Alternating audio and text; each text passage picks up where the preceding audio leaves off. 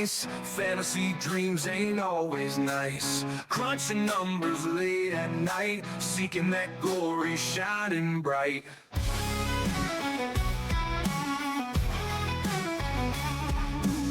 Touchdowns, fantasies on their mind. Draft day heroes hard to find. In the trenches week by week, every matchup fierce and sleek. That damn fantasy show, where the gridiron dreams get sown. Passion, fire, blood, and bone, chasing titles, claim the throne. Welcome in, Paul Catalina and Jacob Wilson on That Damn Fantasy Show. Steve May will be out for the next couple of weeks. So get this, he's got 3 sons. One of them is the head basketball coach at a high school. The other one's the head JV basketball coach at said high school. And the other one is a freshman basketball player at UMHB. So he and his wife are covering a lot of ground tonight when it comes to basketball, which at the high school and college levels is very often played on Tuesday nights. In fact, most Tuesday nights is a basketball night. I mean, I'm not much of a basketball guy, which is why I think I might be a good fit to fill in for Steve here on a Tuesday night. But, after a couple of years of producing this show, I'm psyched to be back right here. Look, it's the thing, we took a hiatus because we lost you, and then we couldn't then Rogue Media comes in and says, we like to bring back the fantasy show, and you can do whatever you want with it. So I said, can we curse? And they said, yes. I try not to do it that much, but sometimes I have to. For example, you are also a Cowboys fan. Steve's a Cowboys fan. Sometimes I have to curse about the Cowboys, like about the goddamn windows. Not the reason they're losing, but he could fix it. He could fix it. He could fix it, but somehow, I know this isn't necessarily fantasy related, but Jerry Jones is taking the criticism of the fans in the media and seemingly giving the middle finger and just being like, you know what? You think I'm ruining the Cowboys? I'm just going to ruin them even harder. Yeah, exactly. He's gonna really double down. No, and he's just, it's almost as like we shouldn't have 80-year-old people in charge of things. I'm glad that sports is the only avenue of life where we constantly make that mistake. I mean, we've been doing it for the past 8 years in the country, but why don't we talk about fantasy football, right? Yeah, exactly. And we're gonna keep. Look, here's the thing: we're gonna keep doing it for the next 80. For some reason, you know what? We're like Buddhist monks. So you know what? He's been here a while. He should be in charge. No, leave him alone. Leave him alone. Hey, Clint Eastwood in 2028. Let's go. Let's get it done. Let's get it done. Hey, Putin. I got words for you, punk. Anyway, so we'd like to start out every show, Jacob, with a segment called The Hell Was That? And the hell was that this week happened to me last night. I lost in a league that you and I are in with Steve because Tua took a knee. I wouldn't have won by that much, but I lost by half a point. Because he took the step back and took a knee. I definitely did not check that because I was happily winning my matchup in that. I wasn't awake when that game was over, so I got up this morning, and while I was going through my morning routine, which I think you know what that means. I was in the restroom, and it made me upset. And I'm looking, I'm like, wait a minute, minus what? It's a little tinker stinker that gone wrong. Yeah, it was upsetting. Now look, it is what it is. I'm not going to complain. I'm not I did text Steve and I'm like, I lost it because of the kneel down. And he was like, ha. I was like, but in college that's a team rush. And if it's the actual kneel down, it shouldn't count in fantasy football. I agree. In my opinion, because then you've won. Why are you punishing me because the quarterback won? Now, the kneel down is what caused me to lose at the end. What actually caused me to lose because of Tua was a fumble and an interception. So he doesn't do those things. I win. I don't have to worry about the kneel down. But I'm very upset about it. It should not be a thing that loses you a game. No, absolutely not. Yeah. So that's look. That's my soapbox. As part of my 2028 presidential campaign, I will say, listen, kneel downs no longer.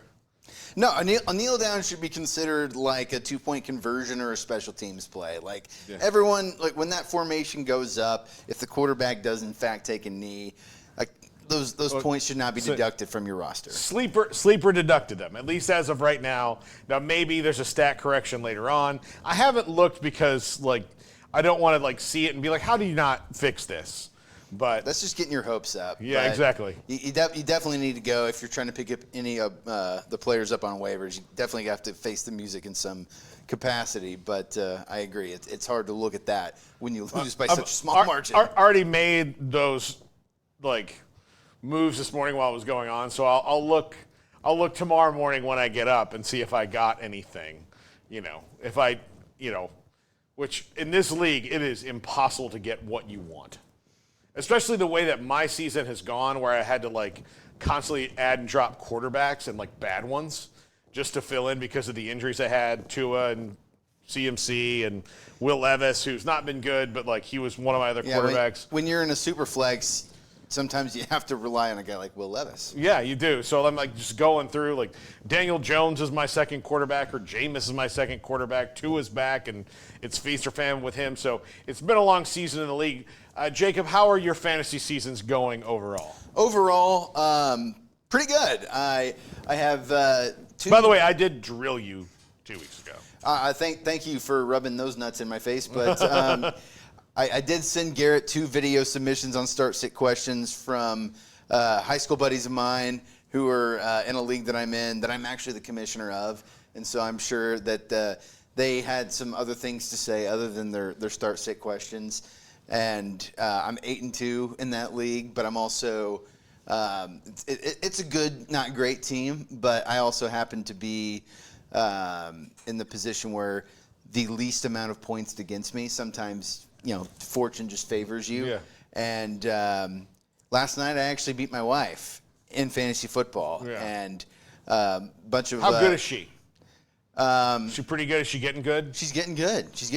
It's fun getting her into a lot more fun than I thought it would be, because I'm getting my wife interested in football on Sundays, and it was the first time that we'd ever faced each other. I happened to demolish her because I had Jamar Chase, thankfully, this past week, and my last league, my college league, what I consider to be my league of record, didn't go my way, but the team's looking good. So overall,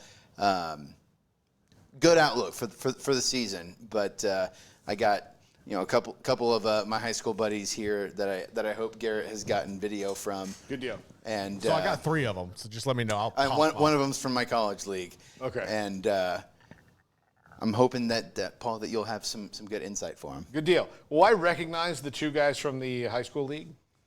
You guys were all, here's the thing, Jacob, you all were probably taught by my mom in middle school. One of them definitely was.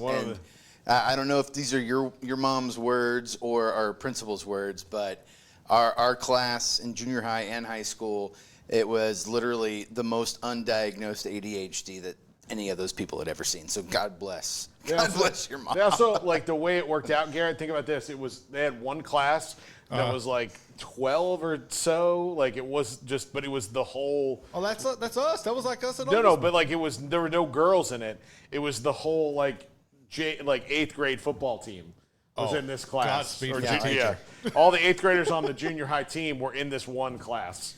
We were rowdy and horny, although we didn't know it yet. But we just channeled that energy into making every adult's life in that school as difficult as possible. Jacob came to my wedding reception last year. My mom was sitting at a table with like 4 other teachers, and I do think they were all like, "Oh, Jacob Wills, oh, Jay, so good to see you." And then after he left, they're like, "Oh my God, that kid and his friends.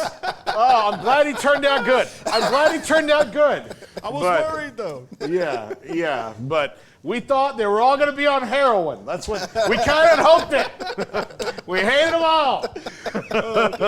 We hated them. We hated their parents. Not because their parents weren't good people. We hated their parents for having sex 12 years before that.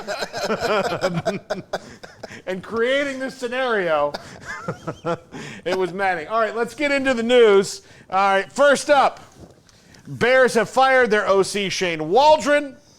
And I had to use Chris Farley for this one because this is how they felt on offense most of the year. We will see how this affects that offense going forward, Jacob, but they have a ton of potential with Caleb Williams and Moore and Allen and Adunze and Cole Kmet and Swift and touchdown hawk Roshan Johnson. But they have weapons. Their offensive line, not great, but their play calling has been disastrous the last 3 weeks.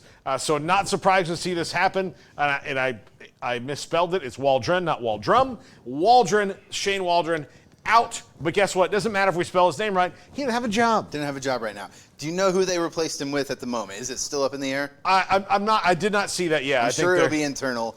But I did know that they had fired the OC. And even despite the horrific play calling, there were a couple of games where DJ Moore and Caleb Williams won you weeks. And so I think that this is a really good opportunity. If you are still, God bless you, a Caleb Williams owner. I'm a both Caleb Williams and DJ Moore owner. They're on my bench, but yeah, I've got them. Hey, you can only go up. I don't think you can really go down. Yeah. So look, just keep on trucking, owners of Bears players in general. Like, you could see some value go up. Especially Keenan Allen, because if you're in a super deep league and Keenan Allen happens to be on waivers and you've got an open bench spot, that's a guy that you could just potentially stash and hope for the best down the stretch. Yeah, absolutely. Next up, Isaiah Pacheco returns to practice.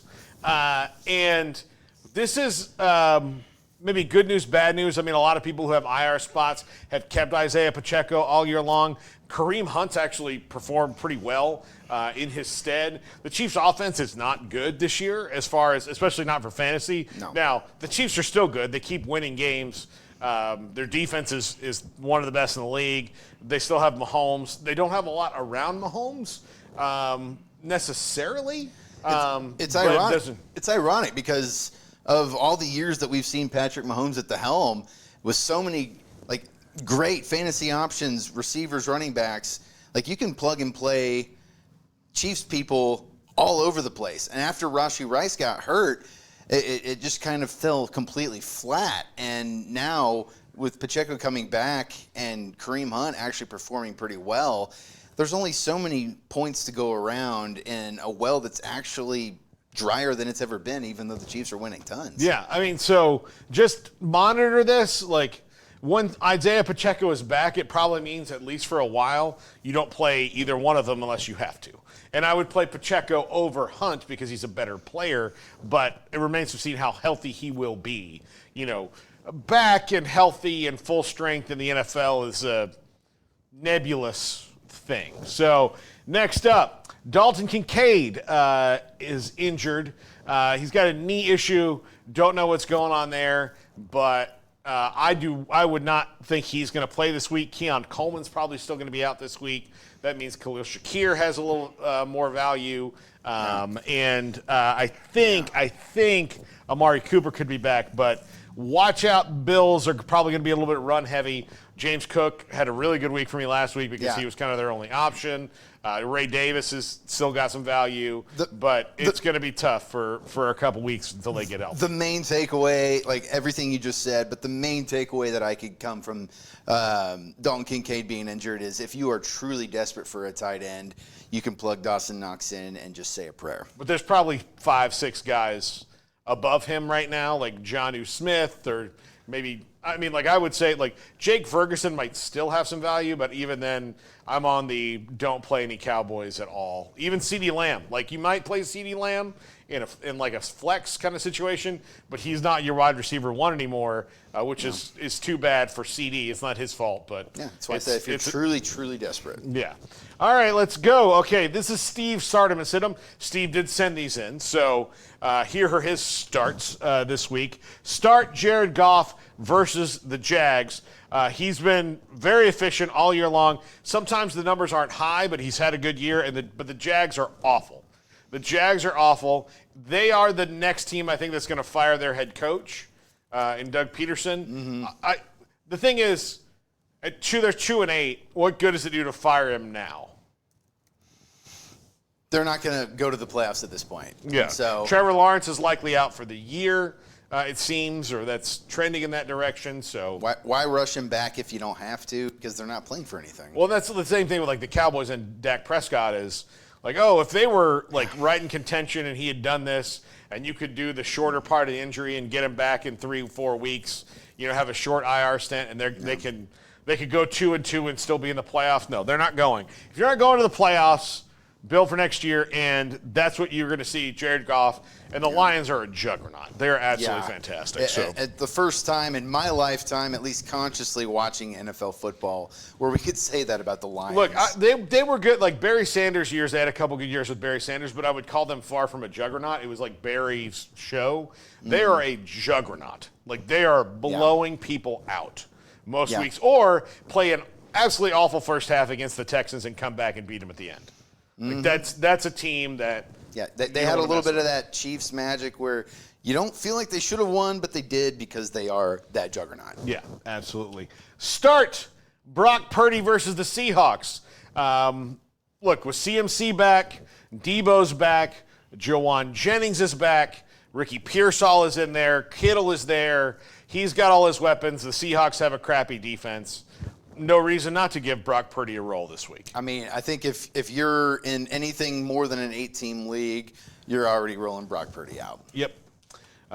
Start Alvin Kamara versus the Browns, which is something you probably start him anyway. But if you're in a league where it's not, like, oh, maybe you have a choice. No, look, the Browns, they're flailing right now. Although I do expect Jameis Winston to have a good game this week against his old team. It could be a fun matchup to watch, but in a game with a lot of points being scored, it could be a flashback to the Sean Payton era where just tons of points are being scored on all accounts, and Alvin Kamara I would expect to be the beneficiary. Yeah. All right. Start Devin Achane against the Raiders. I start him every week anyway. He's usually good for a touchdown or some big plays, but the Raiders' defense is abysmal. The run defense is bad, and he's probably going to get about 20 touches overall in that game, and he's a big play dude. Yeah, even when he's inefficient on the ground rushing, he still makes up for it, catching passes and scoring touchdowns through the air. Yep. All right. Start Jaden Reed versus the Bears. He's been a little bit banged up, totally healthy now. Jordan Love is going to be back. So that means lots of targets for Jaden Reed, who on a very deep wide receiver core with the Packers, they can make a lot of things work. Christian Watson looks like he's healthy again. I think that's helping them out. Tucker Kraft at tight end. But this is the guy who's going to get your double-digit targets every week. Oh, yeah. I mean, I've had lots of stock in Jordan Love across fantasy football this year. And, frankly, I wish that I would have put the same stock in Jaden Reed. Yeah. Jaden Reed he's very, very good. Third-round pick, by the way. Third-round pick, and better than most first-round picks. He was certainly a find. All right, start George Pickens versus the Ravens. The Ravens' defense is not great against the pass. They're still a good team, and they're to be reckoned with. But Russell Wilson appears to have jump-started the offense, and that is not a sentence I think I would have said. No. I think it speaks more to the Steelers than it does to Russell Wilson. But to get a Super Bowl winning quarterback out there and get him around some more weapons and a better, just all around offensive line, a better team. It's worked out wonders for him as well as the weapons like George Pickens the past couple weeks. All right, sit Sam Darnold versus the Titans. Just not really ripping it up right now, but the Vikings are still good. But I expect to see the Packers be the second team out of the division. I mean, he went flaccid against the Jaguars last week. A team that was on the start for Jared Goff against the Jaguars, and Sam Darnold just absolutely took a crap on the field in Jacksonville. Yeah. Also sit Matt Stafford versus the Patriots. Here's the thing about when teams play the Patriots. Their defense is not like world beaters, but they really muck up your game plan. they're just wet blankets on fantasy football. Yeah. Like if your team is playing the Patriots, you don't have a ton to worry about. But if you've got a fantasy player going against that defense, they just kind of put that wet blanket all over the player that you're trying to get out there. Absolutely. Sit Breece Hall versus the Colts. This one I'm not sure I totally agree with, but and nobody's going to sit Breece Hall, but the Jets' offense, in spite of all the weapons they have, is not that good. I mean, the offensive line's not good. Most people who have Breece Hall, that was their first-round pick. And so I question that very greatly. And the quarterback is not good? Yeah, if he's sober, he might be good. But what about if you have a deep running back roster, would you play Nick Chubb over him? Maybe that's what you do. Like if you have a deep running back roster, you can do it. Like I have in my league, in my league with my college buddies, my league of record. I've got Tyrone Tracy, I've got Bijan, I've got James Cook, and I have Tony Pollard. So if you would say, let's say that I don't have James Cook, but I don't have Bijan, I have Breece Hall, I might be tempted to like put in Tyrone Tracy in one of those spots or something like that. Well, Tyrone Tracy's in my flex right now, so yeah. It also depends on what your record is and all that stuff. I don't think most people can take him out, but if you can afford to sit him, this might be the week to do it because their offense is really bad. And it shouldn't be. It should be really good. Now, well, look, they've Tyron Smith just got benched as well. The problem is that the Jets are building a team out of a decade ago. Around a team that's good now, or some players that are good now, Yeah. Most of the time, that usually translates to more success. Also, when you let the quarterback be the GM and the head coach all in one, it never really works out. Sit Travis Etienne versus the Lions. This is a no-brainer. Mm-hmm. I mean, one of the guys that we got a video submission from, his team name is. I don't know if I can say it. Can I say it? Ask ETN season. And I think he might regret it right now. Yeah. All right. And that is the Stardom Sit-em. Let's get into waivers. And this is the only GIF available of him. Audric Estime for the Broncos taking over the starting role. Now, they use several different running backs, but he's going to get the lead carries. And especially if you need a running back, pick up Audric Estime. He's really I thought he's one of the better running backs in the draft. I really wanted the Cowboys to take a look at him. Of course, they thought they were fine. They had Zeke again. But yeah, I think that he's a really good player and he's a workhorse back and might get you some touchdowns.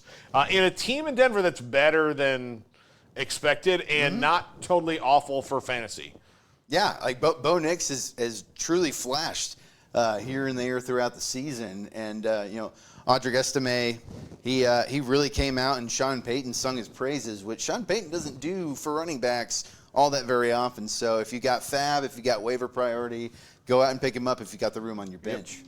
Add Ricky Pearsall. Now they have kind of a 2-3 timeshare situation between him and Jennings. Now, as far as wide receivers go, because Jennings shown what he can do, Ricky Pearsall shown what he can do. Mm-hmm. Yes, I know about the GIF and it's a gator, but he's really is that good. What that is? I didn't even realize. Yeah. So I get it, but. It will allow us to bring up the fact that Jaden Daniels, Johnny Wilson, and Ricky Pearsall all together at Arizona State, and Herm Edwards messed that up. Yeah. All that time, and Ricky Pearsall is taking a bullet, and he is currently in the NFL catching passes. Yeah, he's got some of the best hands in the league. I think he had the best hands in the draft. I love Ricky Pearsall at Florida. Yeah, I hate Florida. Sometimes you just enjoy watching a guy play, and you have to ignore the disgusting colors he has on. Add Temple, Texas's own Quentin Johnston.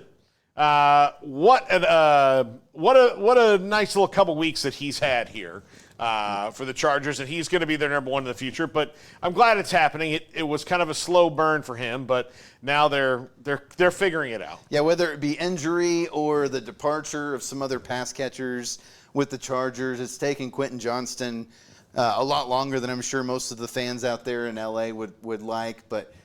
even with the lack of catches, he's getting in the end zone. And so this late in the season, if he's there on your waiver wire and you got room for him on your bench, he's a great pickup. Yep. And add Mike Williams, former Charger, former Jet, now Steeler. I think the first pass he caught there was a touchdown. Yeah, I'll still say, don't get your hopes up. Yeah. New guy, injury prone on a new team midseason. Pick him up with hope, pick him up with cautious optimism. Yeah. All right. And then I think that's it. No, I got some drops here. Drop Jordan Mason. CMC is there, plus he's banged up. Isaac Garendo, I think, is the technical backup now. It's not. Look, hey, we had some fun, Jordan Mason. Every 49ers running back is going to get hurt. Every single one of them is going to. Mm-hmm. Elijah Mitchell and CMC started the train. Hey, Kyle Shanahan, sign me. I want some workers' comps. Yep. So drop Jordan Mason. Drop Gabe Davis. He had one good game, and everybody got excited again. Here's the thing. There's not even pictures of him in a Jaguars uniform. It's hard to do because he's not been there. He wasn't even performing well when Trevor Lawrence was in and healthy. So drop him. Drop Deontay Johnson. He's a nice pickup for the Ravens, but I think that's more of a next year thing for them. Zay Flowers. It's a depth piece because, oh my gosh. Zay Flowers, Rashad Bateman. Rashad Bateman has been so much better than most people had thought he was going to be already this year. Mark Andrews is finally waking up from his coma, at least it seems. And so don't get your hopes up about Deontay. Plus, look, they also have Isaiah Likely, who'll have a good game every now and again, right? And that's a target share away from a guy like that. Plus, Derrick Henry and Lamar Jackson are the offense. And the passing yards are already pretty thin to go around in Baltimore. He's having another MVP type season. His passing keeps going up, but again, when you've got Derrick Henry, when you've got Justice Hill, when you've got now Keaton Mitchell is back, you've got a run game that's going to be really good. It's about to get snowy there, all that. So I think that's the last drop. I think that is the last thing. Okay, let's get to Jacob's friends, which I don't know if you see. We'll see them up on the monitor here. 2 morons and one slightly less of a moron. Okay. Hey, Commish. I think my season's over, but I'm ready to destroy everybody else's season. Help me out here. I need a choice to be made. I got Devontae Smith, I got T. Higgins, and I got Zay Flowers. Which one am I starting? Okay, so I would rank them if T. Higgins is back this week. That's a big if. If T. Higgins is back, put him in. Because when T. Higgins is there, he and Jamar Chase actually split the target share. If T. Higgins is not back, then this is a 2-man decision, and it's Zay Flowers over Devontae Smith because the Eagles, it's A.J. Brown and then Devontae here. And Dallas Goedert has actually mucked up that conversation as well. So is Saquon. Yes. So is Saquon because he's just fantastic. But I think that I would go with Zay Flowers. He's a little more consistent this year than Devontae. Mm-hmm. Although I do think they're almost exactly the same kind of player. Yeah, I think the ceiling might be a little bit higher with Devontae Smith, just in terms of sheer ability and what he's capable of doing in an Eagles offense that has fewer pass catching options. But Zay Flowers, I think he's definitely a safer option, especially for my buddy Healy there, I think he's either 3-7 or 2-8 currently, and like he mentioned there, he's just trying to ruin somebody's season. Yeah, I'm glad he could take time away from his job as a 1970s porn star. I literally told him he's got the pedo stash, and I'm here for it. Yeah, exactly. He did make that video from a van, correct? Down by the river. Yeah, no, just a van. All right, next up, Garrett, what do we have? Hey, Paul. I am calling in from the wonderful city of Chicago, where one of the worst football teams in the NFL plays. But got a start-sit question for you. Have Jackson Smith and Jigba and Brian Robinson Jr. for a flex spot. JSN's coming off 35, 40 points a couple weeks ago. DK Metcalf is back. But Brian Robinson should be back this week, fully healthy. So interested to get your thoughts. Thanks. Hey, we got the L in there. That was, by the way, who was that? That was a properly educated in college fraternity brother of mine. Oh. At Baylor University. That, I'll tell you, great backdrop, great shot. We got the L in the background. Oh, God, you know what? I hope you win your league. I do. That was great. I mean, I disagree with that take. But this is a tricky one, right? I think Jackson Smith-Njigba, like, even with DK Metcalf coming back, has clearly, like, he's overtaken Tyler Lockett. In an offense that can score points, they can't stop anybody. And Brian Robinson, though, I would maybe lean Brian Robinson if he's going to be back. But if he's going to be back and healthy, I would lean that way too. Yeah, I would lean that way too. I do think, though, this is the good news here is I'm not sure you can make a wrong move here. Really. I mean, I think it might be. It isn't a flex spot, which is why it was a really good question. I mean, Brian Robinson in full point PPR, the running back 31. I mean, JSN. Let me see here. Njigba.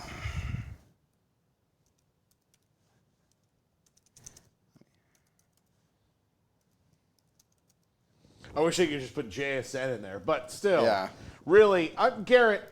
We don't get, that was unbelievable. That was awesome. I've been looking this whole time at it, seeing the buildings behind. I was like, where's this cat? It's great. At? The lighting was good. Yeah. Look, we had Rhett Lashley from his car on the Ray Nate show earlier. It was very dark in that car. It was. Yeah. Here we go.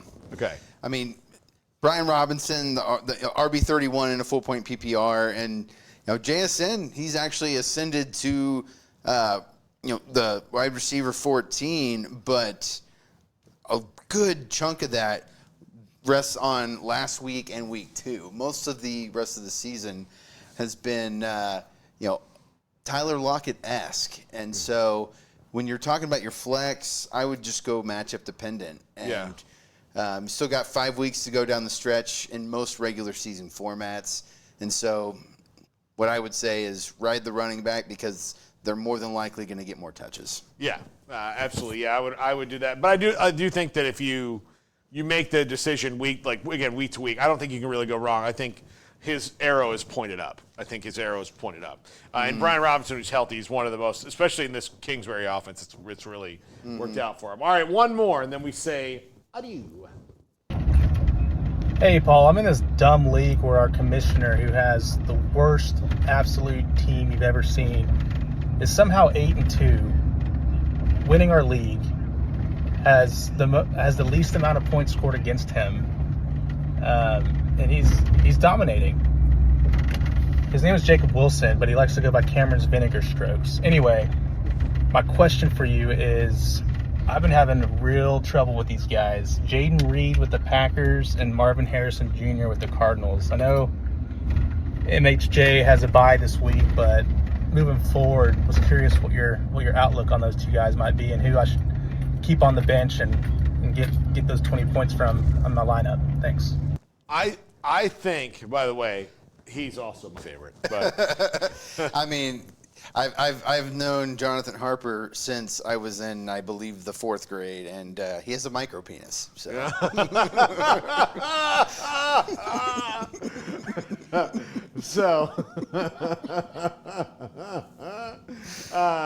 So I think you ride Jaden Reed. Like we said earlier in the show, he just gets so many targets.